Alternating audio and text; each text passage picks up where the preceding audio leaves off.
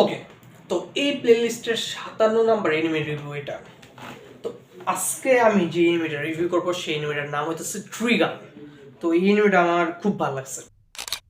প্রথম কথা, main character over powerful, কিন্তু সে তার অপোনেন্টের সামনে এমন একটা ভাব দেখাইবো যে তার থেকে দুর্বল আর কিছু নেই। ও আরেকটা কথা, ট্রিগার বলতে আমি এটা বুঝাইতেছি, এটার পরে আরো আপডেটেড একটা বাইর হয়েছে, আমি ওটা সেরকম ভালো লাগছে না। ভালো, ওটাও ভালো, কিন্তু আমি এটার কথা বলতেছি মূলত। এটা সেই ওকে, তো আমি যেটা বলতেছিলাম, প্রথমে মনে হবে তোমার যে তোমারও দেখা মনে হবে যে এটি কেমন হিরো, মানে জোকার টাইপের হিরো, কিন্তু যখন সে ফাইট করে কোনো ফাইটে হারে না। তার থেকে অ্যাকুরেট সই নিশানাবাজ আর নাই, মানে গুলি ইউজ করে বুম বুম, তার বন্দুকটাও সেই।